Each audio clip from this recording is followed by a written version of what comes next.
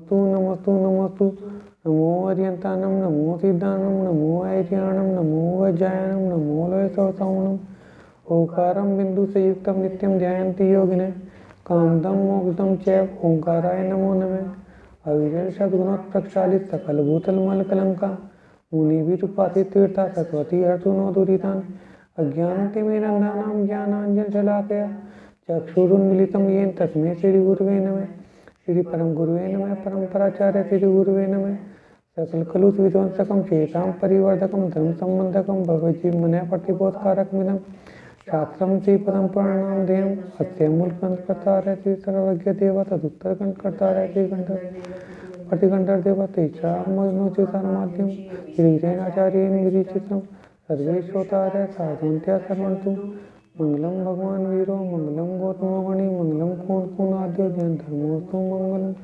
सर्वमंगल मांगल्यम सर्वकल्याणकारकम प्रधानम सर्वधर्माणां जैनम जयतु शासनम जैनम जयतु शासनम।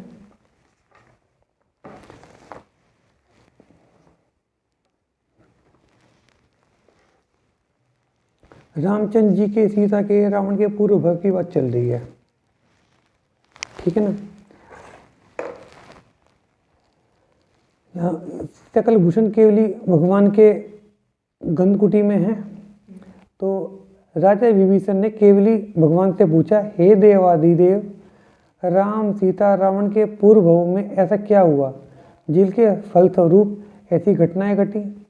तो केवली भगवान ने कहा, हे लंकेश्वर, राम लक्ष्मण दोनों अनेक भवों से भाई हैं तथा रावण का लक्ष्मण के जीव से पुराना बैर है।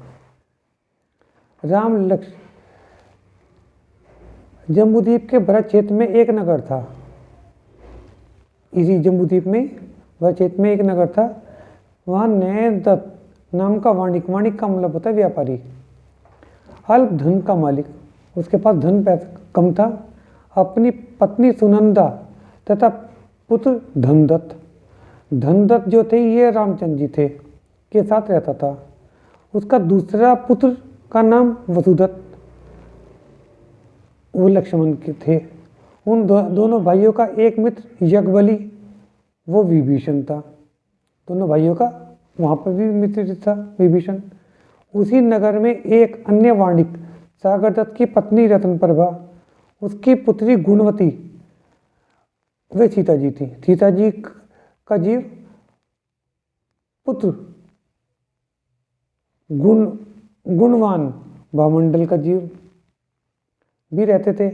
गुणवती का रूप यौवन कला कांति लावण्य मंडित थी। पति का अभिप्राय जानकर पुत्र गुणवान ने भाई की सगाई धनदत्त से कर दी, यानी कि रामचंद्र जी से कर दी। उसी नगर में एक महाधनवान वाणिक श्रीकांत, वे रावण थे, रावण रहता था। वह गुणवती की के साथ विवाह की कामना बहुत समय से कर रहा था। गुणवती का लोभी भाई धनदत्त को अल्प धनवंत समझकर तथा श्रीकांत को महाधनवंत जानकर गुणवती की शादी श्रीकांत से करने की तैयारी में लगा हुआ था। श्रीकांत यानी कि रावण, ठीक है ना। दोनों भाई अलग अलग सोच रहे थे।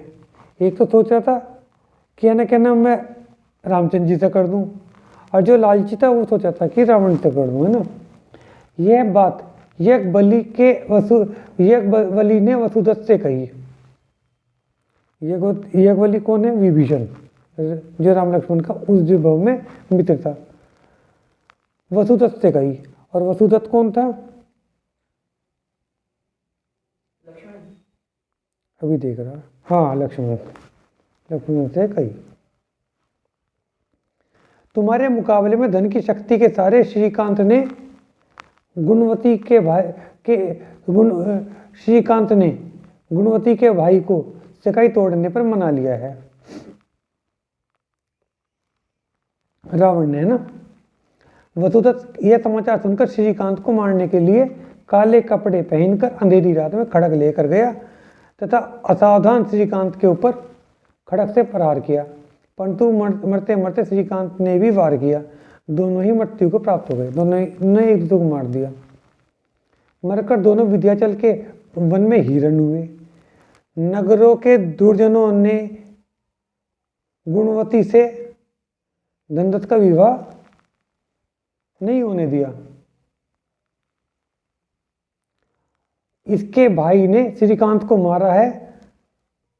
धनदत्त अपना अपमान सहन न करके दुखी होकर नगर छोड़कर विदेश चला गया। उधर गुणवती की भी शादी न हो सकी तो वह मुनियों की निंदा कर आर ध्यान में मरकर वन में मरगी हो गई, हिरणी बन गई। पूर्व भव के विरोध स्वरूप दोनों हिरण लड़कर मरे, फिर शुकर बने, कभी हाथी बने, कभी भैंसा बने, कभी वानर बने, गेंडा बने, सियाली, मीठा, अनेक जन्म लेते गए और आपस में लड़ के मरते रहे। कौन कौन? रावण का जीव और लक्ष्मण का जीव। उधर धनदत्त मार्ग में प्यास से पीड़ित होकर सूर्यास्त के उपरांत एक आश्रम में पहुंचा और वहां एक साधु से कहा, आप धर्मात्मा हैं, कृपया मुझे पानी पिला दें, मैं बहुत प्यासा हूँ। परंतु वहां उपस्थित एक जिन धर्मी ने उसे समझाया कि सूर्यास्त के पश्चात अंजल का सेवन नहीं करना चाहिए, इसे मांस के सेवन का दोष लगता है। धनदत्त शांत होकर रह गया, परंतु शरीर कमजोर होने के से यति तो नहीं बन सका, अनुवर्ती श्रावक बन गया। अनुवर्त ले लिया उन्होंने। समय पर समाधि कर स्वधर्म स्वर्ग में बड़ी रिद्धि वाले देव बने और बहुत सुख भोगे। स्वर्ग से चयकर महापुर नगर में श्रेष्ठी मेरु तथा उसकी पत्नी धारणी के पुत्र पद्म रुचि बने। उसी नगर में राजा छत्र छाया की रानी श्रीदत्ता थी। एक दिन श्रेष्ठी पुत्र पद्म रुचि अपने गोकुल में अश्व पर सवार होकर घूम रहे थे तो उन्होंने एक मरणासन बैल को देखा। वह तुरंत ही अश्व से उतरा और मरते हुए बैल के कानों में नमोकार मंत्र सुनाया, जिसके प्रभाव से वह राजकुमार हुआ था। उसे स्मरण कर वह बालक अवस्था में ही विवेकशील हो गया। जब तरुण हुआ तो एक नगर में उस स्थान पर गया जहां बैल की मृत्यु हुई थी। अपने मरण को सुधारने वाला नमोकार मंत्र सुनाने वाले को जानने के लिए चैताल्य बनवाया, जिसको द्वार पर चित्र बनवाया जिसमें एक मरते हुए बैल के कान में कोई कुछ कह रहा है। वहां लिखवा भी दिया कि इस चित्र का अर्थ बताएं, उसे उससे मिलवाया जाए। एक दिन मेरु श्रेष्ठी का पुत्र पद्म रुचि दर्शन करने के लिए वहां आया तो उसने उस चित्र को देखने लगा। उसे स्मरण हो आया कि नमोकार मंत्र उन्होंने सुनाया था।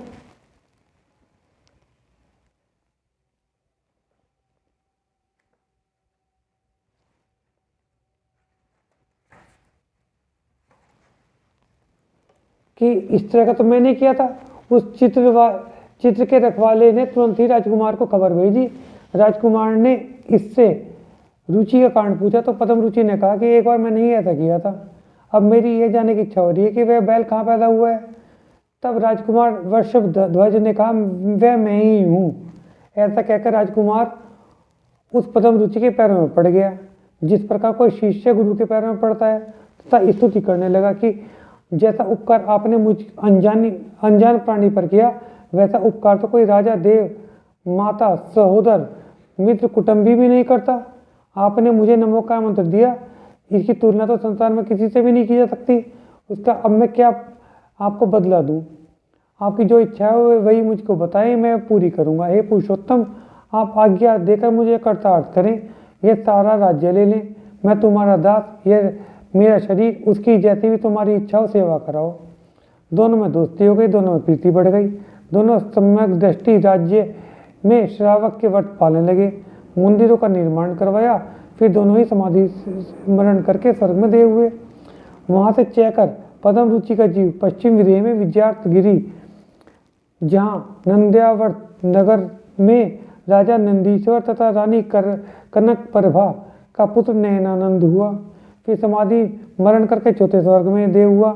वहां से चयकर सुमेरु के पूर्व दिशा में विदेह में वहां शेमपुरी नगर के राजा विपुलवाहन तथा रानी पद्मावती के श्री चंद्रनाभ के पुत्र के रूप में जन्म लिया। इंद्र के समान सुख तथा इंद्राणी जैसी पत्नी के साथ भोग भोगते हुए हजारों वर्ष सुख से राज्य किया। एक दिन तीन गुप्ती के धारक, मुनि तीन गुप्ती के धारक तो होते ही हैं के योगीश्वर समाधि गुप्त अपने संग सहित नगर के बाहर उपवन में आकर विराजमान हुए। राजा भी अपने परिवार के साथ उनके दर्शनों के लिए गए। वहां उनके चरणों में बैठकर धर्मोपदेश सुना, प्रवचन सुनकर प्रतिबोध प्राप्त हुआ।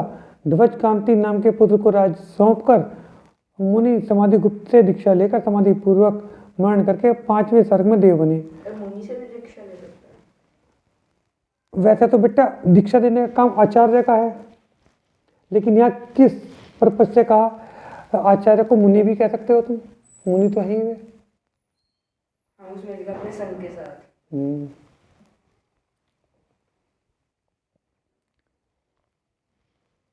वहां से चैकर राजा दशरथ तथा रानी कौशल्या के यहाँ जन्म लेकर फिर वे राम बने। उधर कर्म के सहयोग से मंडाल कुंड नाम के नगर में राजा विजयसेन की रानी चंद रत्नचूला के पुत्र वर्ज कंबू की रानी हेमवती के श्रीकांत के जीव ने पुत्र शंभु के रूप में जन्म लिया और वसुदत्त के जीव यानी कि लक्ष्मण के जीव है ना। राजा का पुरोहित महाजिन धर्मी सम्यक दृष्टि श्रीभूति के रूप में उसकी पत्नी सरस्वती के सीता वेदवती नाम की पुत्री हुई। इसी तरह गुणवती का जीव यानी सीता का जीव अनेक तिर्यंत योनि में भ्रमण करके गंगा के तट पर हथनी के रूप में पैदा हुआ। वह हथनी एक दिन कीचड़ में फंस गई, शरीर पराधीन हो गया, श्वास भी मंद मंद चलने लगी। उस हालत में देख एक विद्याधर तरंग वेग ने उनके कानों में नमक मंत्र का जाप किया। नमक मंत्र के प्रभाव से कुछ कसाय कम हुए तो विद्याधर ने भी कुछ व्रत भी दिए। उसके प्रभाव से वह मरकर पुरोहित के वेदवती नाम की पुत्री बनी। एक दिन कुछ मुनि आहार के लिए आए तो वह हंसने लगी। फिर इसके पिता ने इसकी शंका का समाधान किया। इसे शांतचित्त होकर शादिका के व्रत धारण किए। वेदवती अत्यधिक रूपवती थी, अनेक राजाओं के पुत्र उनसे विवाह करने के प्रार्थी थे। राजा विजयसेन का पोता शंभु विशेष अनुरागी था, वही रावण का जीव।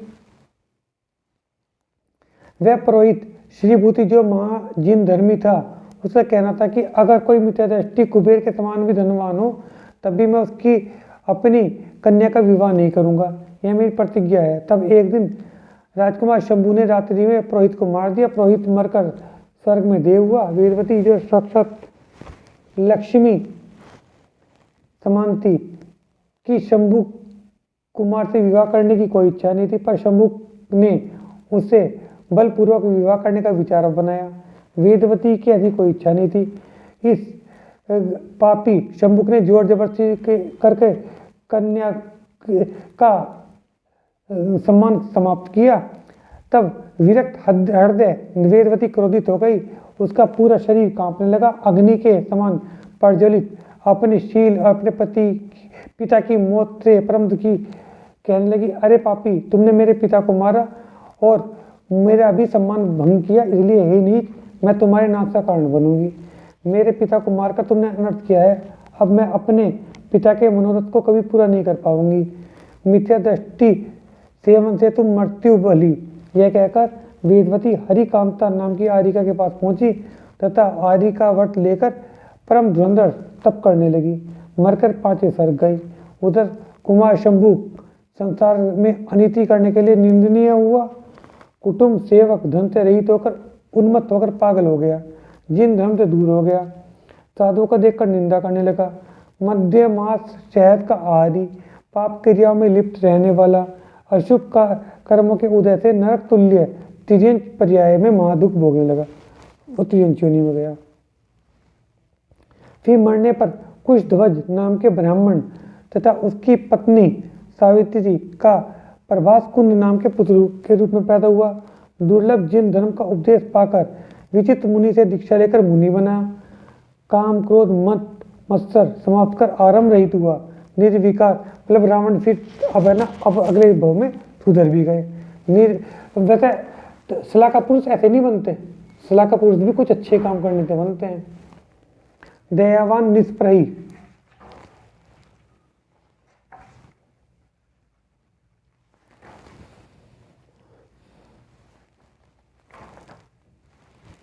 जितेंद्री पक्ष मास उपवास, देखो पक्ष का मतलब 15 महीने 15 दिन, मास का मतलब 1 महीने उपवास धारण किया। जहाँ भी सूर्यास्त हो जाए वहीं क्या शून्य निर्जन वन क्यों ना हो वहीं बैठ जाए, शरीर की सारी बाह्य गतियां रोक दें। मूल गुण उत्तर गुण के धारक 22 प्रयत्न को सहन करने वाले, गर्मी में पर्वत शिखर पर वास करें, वर्षा में वृक्ष के नीचे इसलिए कि 22 सूखने के बाद भी पेड़ से पानी झड़ता रहेगा। तथा शीतकाल में नदी सरोवर के निकट वास करने लगा।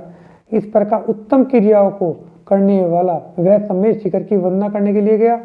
वह निर्वाण क्षेत्र कल्याण का मंदिर जिसके मात चिंतन करने से ही पाप कर्मों का नाश होता है। वह कनक प्रभा नाम के विद्याधर को देखकर उसके मन में विचार आया, अगर जिन धर्म के तप का कोई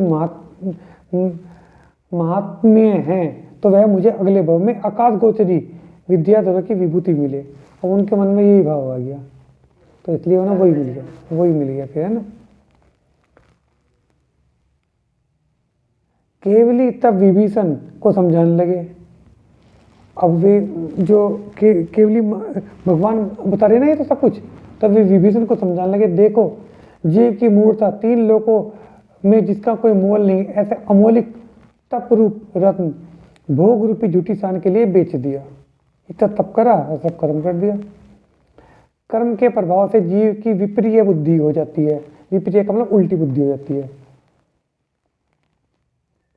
अपनी कामना के फलस्वरूप वह दुखित विषम तप कर मरकर तीसरे स्वर्ग गया। जिसका चित्त भोगों में रमा रहा, वह जीव वहां से चहकर राजा रत्न शर्मा तथा रानी केतकी के पुत्र रावण के रूप में जन्म लिया। लंका की महाविभूति का स्वामी बना। धनदत्त का जीव रात्रि भोजन का त्याग कर सुर नर के सुख भोग राजा श्रीचंद के बना। फिर 5वें स्वर्ग में जाकर बलदेव बनकर वापिस आया और वासुदेव का जीव अनुक्रम से वासुदेव बना। वासुदेव का मतलब नारायण, है ना। लक्ष्मण जी नारायण बने। तो अगले में इन्होंने क्या कर रखा, 23 भव बता रखे, ठीक है ना। ये भव तो तुम अगर देखना चाहोगे, नोट करना चाहोगे, नोट कर लेना, देख लेना। लक्ष्मण के बता रखे, राम के बता रखे, सीता जी के और रावण के हैं। हाँ 23 भव बता रखे, है ना। फिर यज्ञवल्ली ब्राह्मण का जीव विभीषण बना। बैल का जो जीव नमोकर्मत के प्रभाव से स्वर्ग तथा नरक के दुख भोगता हुआ अंततः सुग्रीव का पितृध्वज बना, ठीक है ना। हाँ, तो वे सुग्रीव बने, ठीक है ना। अच्छा, अब बाली के भाव भी बता रहे हैं। बाली कौन? सुग्रीव के भाई, है ना, बड़े भाई। वे तो है ना मोक्ष भी जा चुके, कैलाश पर्वत मोक्ष गए। वृंदावन के वन में एक साधु स्वाध्याय करते थे। उनके शब्दों को एक काले मर्ग ने अपने अंतकाल में सुना। बस वे ये बाली बन जाएंगे। वृंदावन के वन में एक साधु स्वाध्याय कर रहे थे। बोल बोल के कर रहे होंगे ना, बोल बोल के कर रहे होंगे, मन मन में नहीं कर रहे होंगे। तो उनके शब्दों को एक काले मर्ग ने सुन लिया। हाँ, हिरन ने सुन लिया। अब बस वही है ना, क्या नाम, बाद में बाली बनेंगे, है ना। उन्हें सुनकर वह ऐरावत क्षेत्र में दित नाम के नगर में विहित नाम के मनुष्य तथा उसकी श्रीमती नाम की पत्नी तथा मेघदत्त नाम का पुत्र हुआ। वह जिन पूजा में प्रवीण, भगवान का परम भक्त, अनुव्रत का धारक, समाधि मरण करके दूसरे स्वर्ग में गया। वहां से चयकर जम्बूद्वीप के पूर्व विदेह में विजयावती पुरी के समीप मत कोकिला ग्राम का स्वामी कांतिकोष तथा उसकी स्त्री रत्नगिनी के स्वयंप्रभ नाम का पुत्र बना। वहाँ महासुंदर व्यक्ति के सभी आचार भाव उसे अच्छे लगते थे। समय आने पर वह जिन धर्म में निपुण संयत नाम का मुनि बना।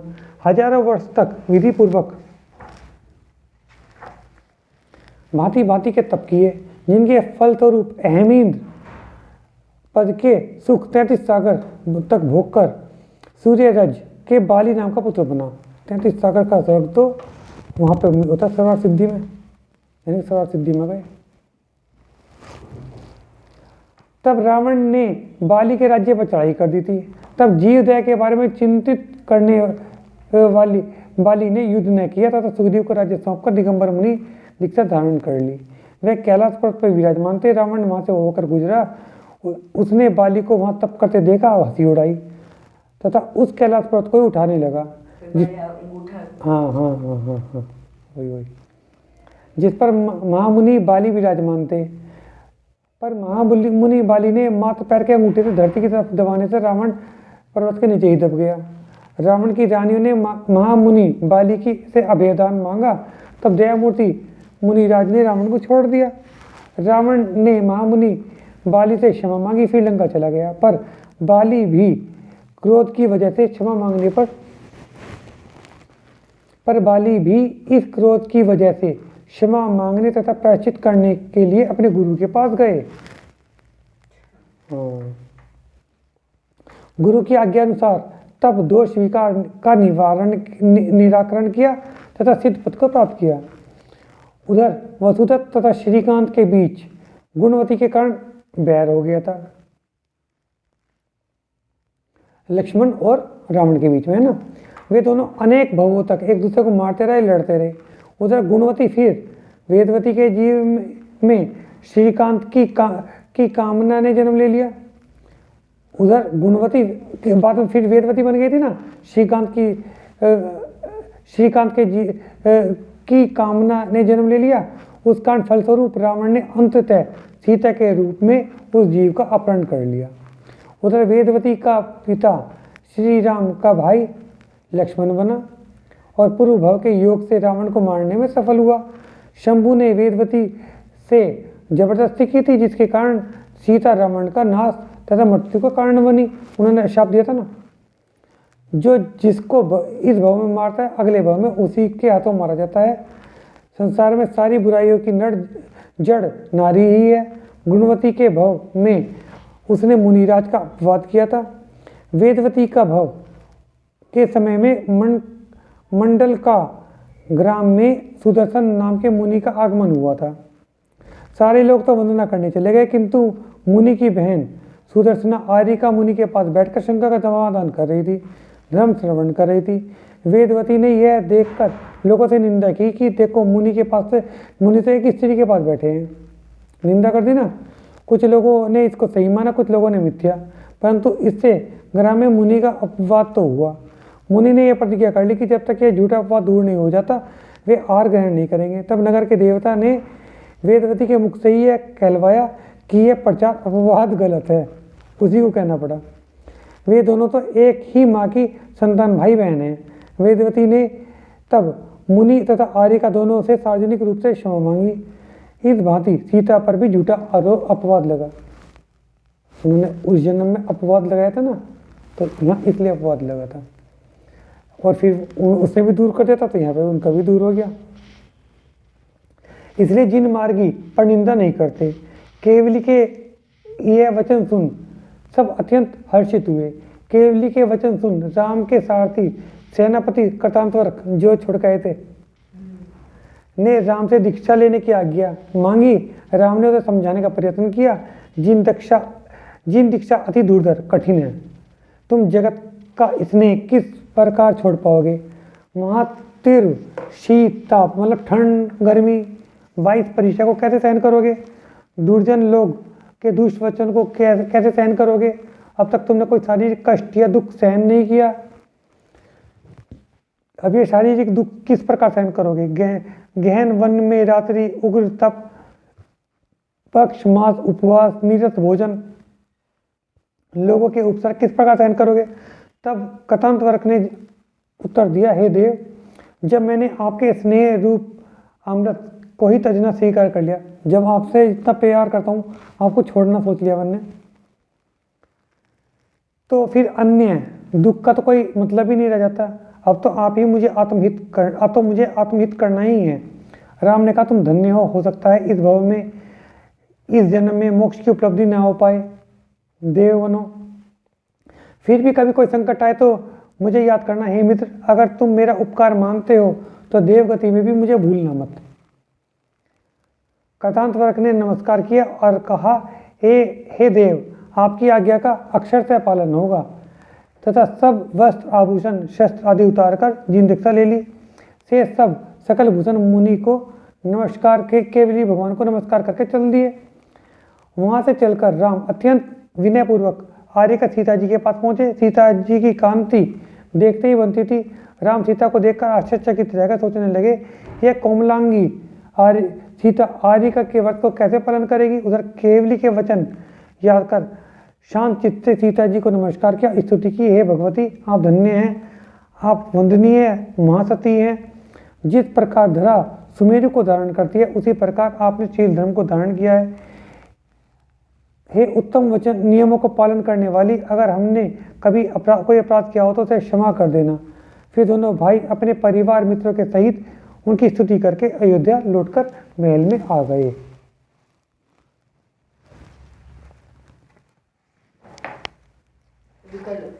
कर लें, चलो। अच्छा, अब लोग उसके पूर्व भाव चालू हो गए।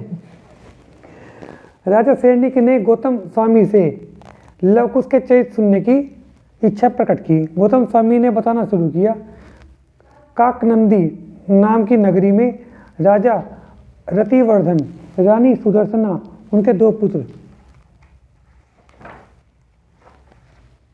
प्रियंका तथा हितकर थे, ये दोनों भाई। उनका मंत्री सर्वगुप्त महालोभी तथा कपटी था। वह राज्य लक्ष्मी को हड़पना चाहता था, इसलिए राजा को मारना चाहता था। पर उनकी पत्नी विजयावती पापनी राजा के साथ विषय भोगना चाहती थी। राजा शीलवान तथा उनकी माया में नहीं आया। तब इस सर्वगुप्त की पत्नी ने राजा को बता दिया कि मेरा पति तुम्हारी जान लेना चाहता है। झूठा बोल दिया, परंतु राजा ने इस बात को विश्वास नहीं हुआ। फिर उसने अपने पति को भरमाया कि राजा आपको मारकर मेरी इज्जत लूटना चाहता है। तब वह दुष्ट मंत्री ने राजा के सारे सामंतों को राजा के विरुद्ध कर रात्रि के अंधकार में महल में आग लगा दी। परंतु राजा सदैव ही सावधान रहता था। वह महल से बाहर निकलने के लिए एक गुप्त सुरंग भी बना रखी थी। उस सुरंग के मार्ग से वह अपनी पत्नी तथा दोनों पुत्रों को लेकर सुरक्षित बाहर निकल गया। उधर सर्वगुप्त रतिवर्धन के सिंहासन पर आरूढ़ हो गया। सबको तथा राजा कश्यप को भी आज्ञा भेजी कि मुझे प्रणाम करो और सेवा करो मेरी। तब कश्यप ने कहा, हे दूत, सर्वगुप्त तो स्वामी द्रोही है, उसकी दुर्गति होएगी। स्वामी द्रोही का तो नाम ही नहीं लेना चाहिए, न इसका मुख देखना चाहिए। सेवा का तो प्रश्न ही नहीं होता। जिसने मेरे स्वामी तथा मेरे राजा मित्र को मार दिया उसे मित्रता कैसी। साथ ही साथ उसकी पत्नी तथा दोनों पुत्रों को भी जलाकर मार दिया। मैं तो उसकी मौत का बदला लूंगा। यह सुनकर सर्वगुप्त ने सेना एकत्रित की और काशी को घेर लिया। उधर रतिवर्धन काशी के निकटवर्ती उपवन में पहुंचा और उसने काशी के राजा को संदेश भेजा। राजा कश्यप को बड़ा हर्षित हुआ तथा राजा को सहसम्मान अपने महल में बुला लिया। नगर में उत्सव किया तथा राजा रतिवर्धन के पुराने सहायक सामंतों को खबर भेजी कि राजा जीवित है तथा काशी में मेरे साथ है, मेरे महल में है। यह सुनकर सभी सामंत सर्वगुप्त का साथ छोड़कर राजा की तरफ हो लिए। युद्ध में सर्वगुप्त को जीवित ही पकड़ लिया। राजा ने अपने नगर काकंदी वापिस पहुंचा, उत्सव किया, बहुत दान दिए, सामंतों का सम्मान किया, भगवान की विशेष पूजा की गई। राजा कश्यप का अति सम्मान तथा आदर हुआ। राजा कश्यप काशी में लोकपाल की तरह राज्य करने लगे। सर्वगुप्त निंदा तथा उपवास का निशाना तो बना, उसने अपनी पत्नी को इसका दोषी बताया। फिर विजयावती अति देश को प्राप्ति तथा मिथ्या तप करके राक्षसी बनी। कुछ समय के बाद राजा रतिवर्धन ने संसार को असार समझकर श्री सुभानु स्वामी के पास जाकर वैराग्य धारण कर लिया। राक्षसी ने मुनि रतिवर्धन के तप को बिगाड़ने के लिए बहुत उत्तर किए, परंतु मुनि शुद्धोपयोग के प्रसाद से केवली हुए, मोक्ष चले गए। प्रियंका तथा हितकर दोनों कुमार पहले ही इसी नगर में रामदेव नामक ब्राह्मण तथा पत्नी श्यामली के पुत्र सुदेव तथा वसुदेव थे। वसुदेव की पत्नी का नाम विखा तथा सुदेव की पत्नी का नाम प्रियंका था। इसके गृहस्थ जीवन की प्रशंसा योग्य था। इन्होंने तिलक नाम के मुनि को आहार देकर तो उनके प्रसाद से स्त्रियों सहित उत्तर को भोग भूमि में पैदा होकर 3 पल्ले की आयु पाई। फिर मरकर दूसरे स्वर्ग में गए, वहाँ कर प्रियंकर तथा हितंकर बने। फिर मुनि दीक्षा लेकर मरे तो ग्रैवक गए, नवग्रैवक है ना, ग्रैवक गए, वहाँ से चयकर लक्ष्मण तथा वे लवकुश बने। माँ भव्य तद्भव मोक्षगामी। राजा रतिवर्धन की रानी सुदर्शना पितंकर की माता पुत्रों से के प्रति अत्यधिक अनुराग रखने के कारण पुत्रों के वियोग में अत्यंत आर्त रूप होकर नाना योगिनी में भ्रमण करते हुए एक जन्म में कुछ पुण्य उत्पन्न करने में सफल हुई होने के कारण यह क्षुल्लक सिद्धार्थ हुए। अच्छा, वे जो सिद्धार्थ थे ना, पूर्व भाव में अनेक स्नेह के कारण लव तथा अंकुश को पढ़ाया तथा इतना निपुण तथा प्रवीण बना दिया कि वे देवों से भी जीते ना जा सके। जिस काल में सीता पैदा हुई वह श्री मुनि सुब्रतनाथ जी के तीर्थंकर का समय था। उस समय सकल भूषण केवली भगवान विहार कर रहे थे। सीता अपनी मनोकामना के लिए तप कर तेजवान हो गई। महावैराग्य से मंडित, अशुभ भाव से रहित स्त्री पर्याय को अति हेय मानती हुई महातप कर रही थी। धूल से भरे केश, स्नान रहित शरीर के संस्कारों से रहित, पसीने से भरा सारा शरीर सारा मलिन तथा गंदा धूल दूषित हो रहा था। तप तथा उपवास से शरीर मानो काठ की पुतली ही रह गया था। इस तरह से 62 वर्षों तक तपस्या करी। महातप करने के पश्चात आयु के 33 दिन शेष रह गए थे तो अनशन व्रत रखकर परम आराधना करने लगी। शरीर को तज कर अच्युत स्वर्ग में प्रतिदिन बनी। जिन धर्म का महात्म्य है कि स्त्री पर्याय में पैदा हुई, तब के प्रसाद से देवों के उच्चतम स्थान अच्युत स्वर्ग में प्रतिदिन हुई।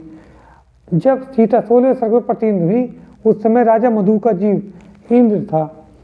उनके निकट आकर यह मधु का जीव उनका भाई कैटक वसुदेव की दूसरी रानी जामवती के शंभुक नाम का पुत्र हुआ। ठीक, 379 हो गए हैं, 379